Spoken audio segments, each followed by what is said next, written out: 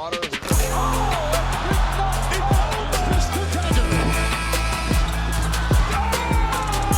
B going to work in the paint. Eastern Conference Final. New NBA champion. And it's a team from Toronto, Canada. We, the North, are now we, the champions. Raptors basketball returns this Sunday when the Raptors kick off their preseason schedule against the Washington Wizards. That game will be in Montreal. And then, of course, the Raptors regular season begins on October 23rd. So basketball is around the corner. Raptors basketball is around the corner. And this one, guys, I wanted to talk to you all about Raptors Media Day, which took place on Monday, give you my biggest takeaways from that day. Also want to get into the Raptors and their expectations for this season. And then finally, we got the big announcement about the Raptors purple jerseys being back, and I give you my reaction to that. Before we dive right into it, do me a favor, drop a like on the video, guys. Subscribe to the channel for more videos just like this. And you can get this podcast wherever you get your favorite podcast, Apple, iTunes, or Spotify. Go leave us a 5-star review on there. Your support is greatly appreciated. We're going to have a lot of content on this channel, Raptors related, of course. Going to be covering the game on Sunday. Going to be back in the news cycle of things. All news, all game recaps, everything in between. You definitely want to keep it locked and loaded with the Raptors Nation YouTube channel. You guys know me from my personal channel, Luca Rosano. Most of my Raptor stuff will be on this channel for this season and beyond. So make sure you guys hit that sub button. It takes 2 seconds and helps us grow over here on this channel. All right, guys, let's get into it. Let's get into my takeaways from Raptors Media Day. Media Day, yes, feels like the first day of school. Excited to get this thing back in full swing. The Raptors season is here. And I know many are not expecting this team to do big things, but I think it's still going to be a fascinating season. I think it's going to be an interesting season. Year one of the rebuild is what Darko called it. Last year, you had such a big overhauling of this roster. Things are going to be a little bit more linear this season in terms of roster turnover. And we're really going to see what this group can give. The young guys going to get plenty of opportunities. First full season of barbecue. Second year of Darko ball.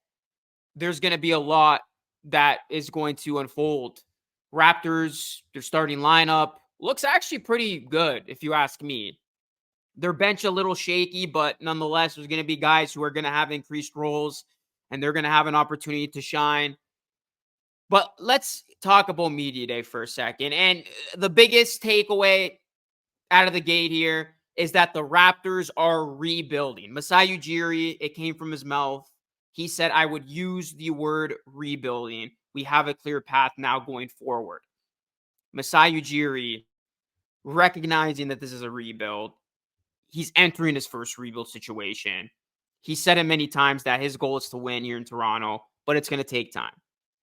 Darko calling it year one of the rebuild. So this is essentially a fresh start, clean slate, rebuild season. And then I found it also interesting that Masai Ujiri hinted at possibly tanking. I mean, he had this quote, the draft is a way for us to build teams and to acquire players, especially in a market like our market. So not flat out saying that the Raptors are going to throw away games and tank, but the fact that Masai Ujiri already talking about the draft, and we all know the 2025 draft is going to be stacked, that maybe gives us a little preview of what's to come and what the priority is going to be for this Raptors team. And then Jakob Poeltl, I mean, he flat out kept it real. I know he got a lot of heat for this, but I actually respect Poeltl for keeping it real and being as transparent as he was. Jakob Poeltl kept it 100. He said the quiet part out loud. He said, I think we all know we're not going to go and attack the championship this year. It makes no sense for us to try to win every single game as much as we can and sacrifice development. Now, you can say, yeah, he shouldn't have said this. Players shouldn't usually say the quiet part out loud, but it's not like we're dumb and we don't see what's laid out here when it comes to the Raptors and this upcoming season. We know this season for them is going to be more about player development than it is about wins and losses.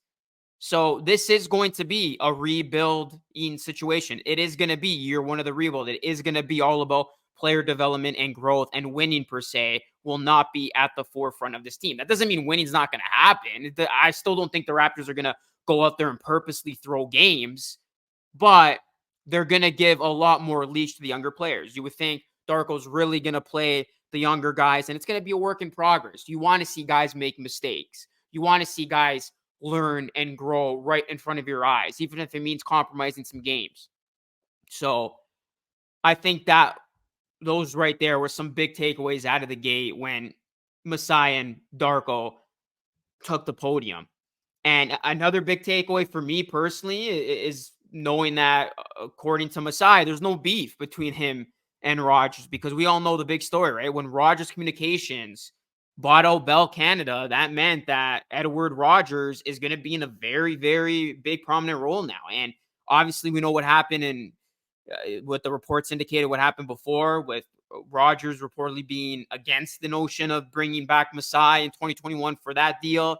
But Ujiri did address the situation, saying that he and Rogers have a great relationship. Things can change, but right now it seems like there is no rift between both sides. So that is really, really good. And then also Masai's tribute to Dikembe Mutombo, which I do want to say rest in peace to him. I thought was very, very touching and powerful. I mean, Masai, he did come back to the podium after his scheduled time to discuss his friend, Dikembe Mutombo, who tragically passed away Monday at the age of 58. Masai went into detail about what Mutombo meant to him, and Ujiri and Mutombo, they knew each other very, very well. They worked together when Ujiri began as an executive with the Denver Nuggets. And just beyond that, both of them were important figures when talking about Basketball Without Borders and Giants of Africa. So Dikembe Mutombo, I mean, just an absolute legend. Just, from the finger wag to just the presence he was on and off the court. His legacy is certainly going to live on forever. And it was great to see Masai, come back and reflect on, what Mutombo meant to not only him, but everybody. Rest in peace, Dikembe Mutombo. Another big takeaway, guys. Scotty Barnes focused on leadership. He said, this whole summer, I've been working on my communication skills, stepping into that role. And I think this is going to be important for Scotty. We all know how gifted he is. He's the jack of all trades. He can take over a game with his offense, be the defensive anchor, get his teammates involved, do basically everything. And he's going to be asked to do a little bit of everything. And he's going to be tasked with a lot. But one of the things that I want to see Scotty grow into, and clearly something that he's going to be focusing on, is leadership. He's the undisputed number one guy. That wasn't the case going into last season. There was still questions about, whose team this is. Now, without question, it is Scotty Barnes' team. The Raptors made that official, giving him that big extension this summer, building this team around him. And we want to see now Scotty take that next step from a maturity standpoint. We've seen him take a leap with his game. We want to see him continue to get better. But from a maturity standpoint, from the guy who's going to have to steer this ship in the right direction, can Scotty really mature as a player in person and be that counted on leader on and off the floor, somebody who his teammates can count on, and somebody who can get this team through rough patches, somebody who is going to be there, somebody who is going to be, an example for the better. So Scotty Barnes, you can tell that he really wants to be that guy. He's been saying all the right things. And I think this is going to be a very big year for Scotty from a leadership standpoint, to see if he has made progressions in that area of his game. Because we know, for as great of a player as you can be, if you're going to be the cornerstone of a franchise, if you are going to be that team's building block, if you are going to be the player that is going to lead this team back to contention, you got to display leadership skills. You gotta be somebody who leads by example, and hopefully for Scotty, that will come to fruition this season. Another big takeaway: defense will be a big focus for this team this season. The Raptors, they were not good defensively, very uncharacteristic from them. We know for all those years, the Raptors prided themselves on such a stout defense. They were 26th in defensive rating, and that's not going to cut it. As the organization, they did spend the summer focusing on point of attack pressure. And Riakovic talked about the defense, saying we want to apply more ball pressure, we want to be more aggressive, we want to have active hands, and everything starts there. Rakovic went on to say, this year for us, the MIG, the most important guy, is going to be the guy who's guarding the ball. Everything starts there. And then, Darko, just stemming from this, in training camp, the Raptors are currently in Montreal. He was asked about, guys who have stood out to him. And one guy who he did mention was Grady Dick, saying that he's doing a better job defensively, saying obviously with him and with the whole team, that's going to be work in progress, just understanding the amount of pressure that you need to have to make offense uncomfortable, but at the same time, not doing silly things and getting easily beat. And then when Rakovic was asked if anyone else on the Raptors team surprised him with their defensive effort, Rakovic saying, I think that all the guys made progress. I would not say that like anybody surprised me, because I did have expectations, and the whole summer we were talking about it, but I think everybody raised the level of their intensity, and I'm pleased with that. Rakovic told reporters in Montreal at training camp. So Rakovic, he's going to really prioritize defense. He's going to look for that increased defensive effort from his players. And I think defense is definitely going to have to be an area of improvement for this Raptors team. So look for defense to be one of those things that hopefully this team can get better at and show you slight improvement this season in that area. Another big takeaway, just going back to media day now, is that Darko, he's got the respect of these players. This team seems to really, really like Darko, and you can tell that he cares about his players. He's a people's first guy. He has personal relationship with a lot of his players, and I think that's important for a coach. I know we get into like sports and you want to be strict at times and really lay down the law. But at the same time, you want to be able to connect with the players. You want to be someone who the players can trust in. And I think this was exemplified by RJ Barrett, who did talk about his appreciation for Darko.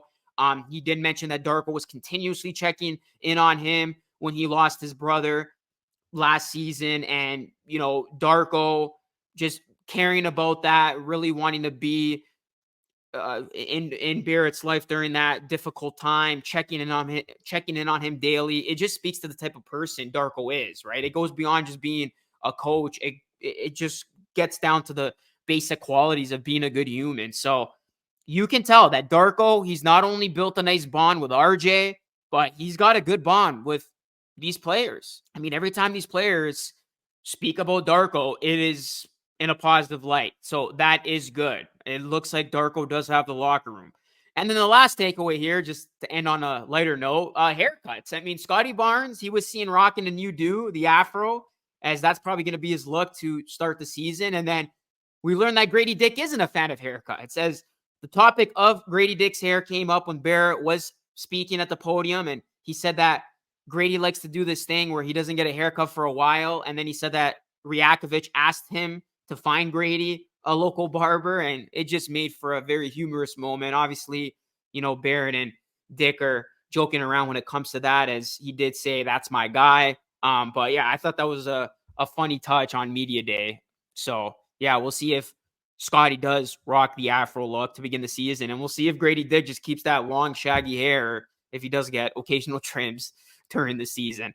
But yeah, guys, those were my main takeaways from Raptors Media Day. Obviously, the biggest being the direction of this team, it being a rebuild, defense being the focus, and Scotty Barnes, can he really step into that leadership role for this season? All right, let's talk about the Raptors' expectations now. Expectations are low, lower than they have been with this team in the past coming into the season. Nobody's expecting this team to go out there and win a championship. Jakob Poeltl flat out said it, and he's on the roster. But even though championship is not going to be there, even perhaps the playoffs, it doesn't mean the Raptors still can't tackle on the season and make it a good one, make it a memorable one. The expectations for the Raptors, it's going to stem from player development. You want to see guys getting better. Scotty Barnes, can he increase his averages? Can he get that three-point shot percentage a little bit higher? Can he look comfortable as this team's number one guy? Can he gel well with RJ Barrett and quickly now in the course of a season? We're really going to see what that trio looks like, because this Raptor season is going to go as barbecue takes them. those three guys in particular, Barnes, Barrett, can Barrett break out? He's coming off a great summer. We saw the type of numbers he put up in his time with the Raptors last season. I know it was a small sample size, but can Barrett really carry that over and do it over the course of a full season? If the answer is yes, I think he's going to break out. Career marks across the board. Emmanuel Quickley, the same thing from him. He got paid this summer. He's this team's point guard.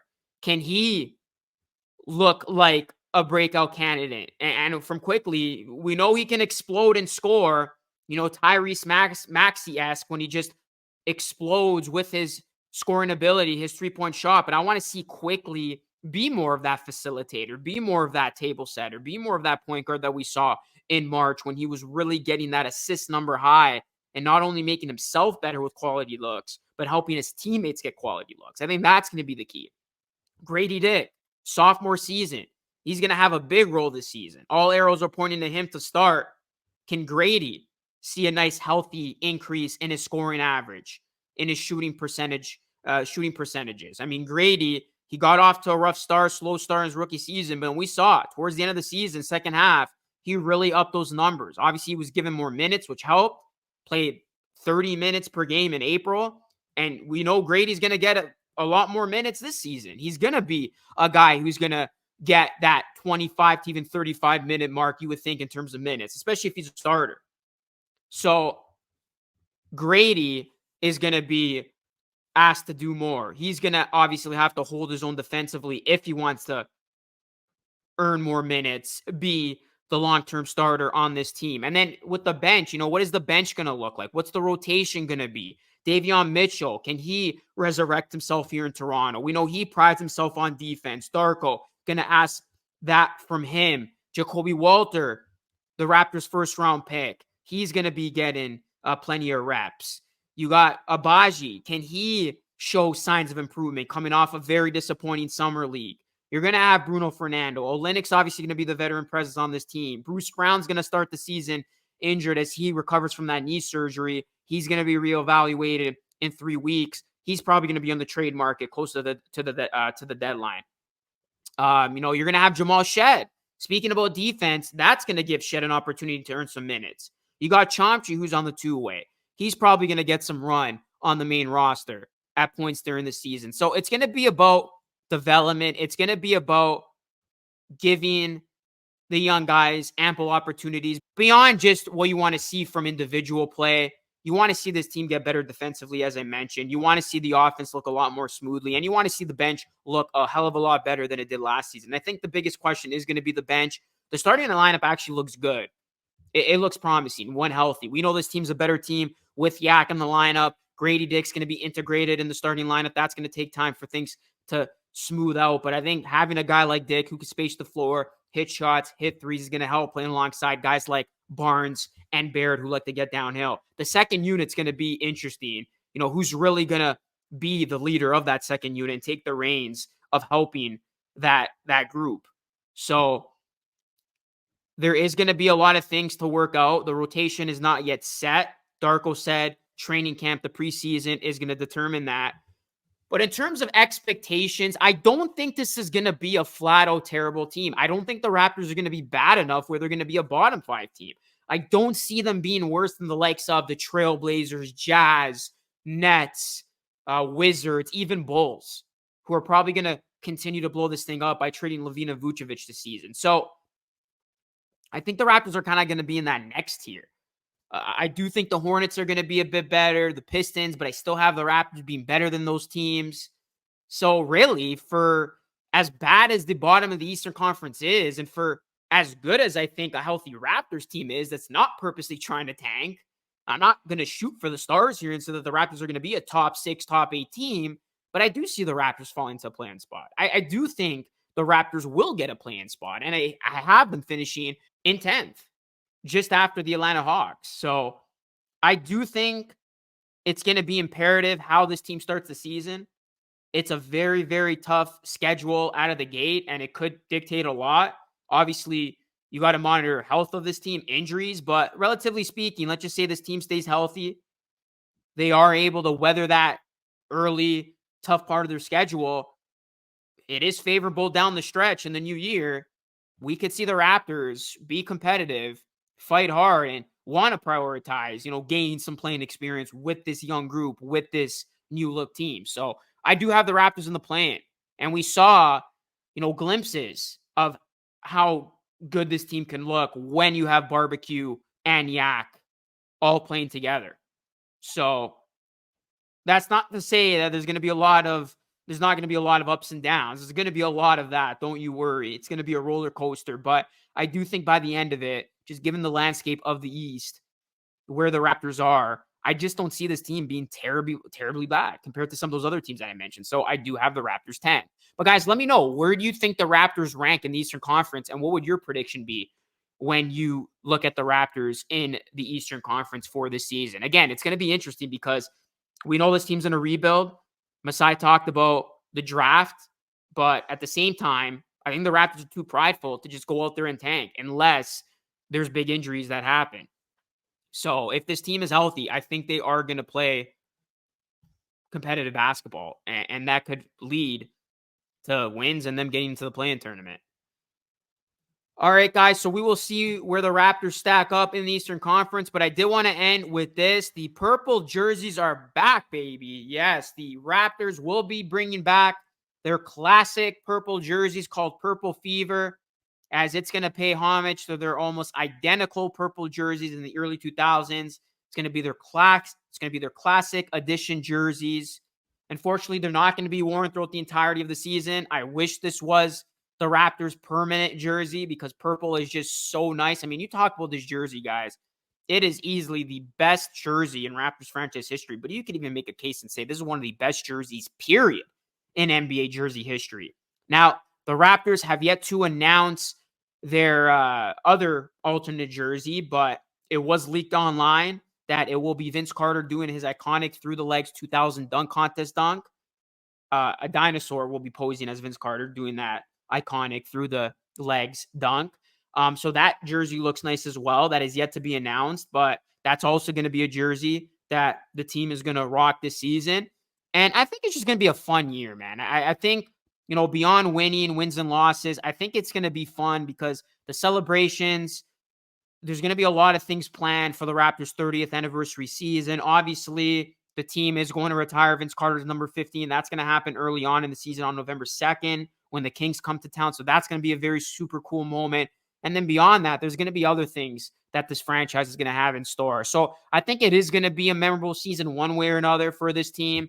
And it's going to be nice that the Raptors are going to be paying homage to the good old days, to those purple jerseys. And when the Raptors aren't wearing their alternate jerseys, they will continue to wear their white chevron jerseys throughout the year, as that's going to obviously be their standard uniforms. But like I said, I would sign the petition today if we could somehow bring back purple permanently. I mean, these are the nicest jerseys, and I'm pretty sure a lot of you have already bought a classic purple jersey. I got to definitely purchase one with Barnes's name on the yeah, these jerseys look so good, and it's really going to be nice to see the Raptors rocking these jerseys. It's going to bring back some feels, especially if you've been watching this team for a while, dating back to those late 90s, early 2000s days. So purple jerseys are back. I still have not yet seen anybody who's upset about that. I think we can all agree purple is better for this basketball team. But guys, let me know your thoughts.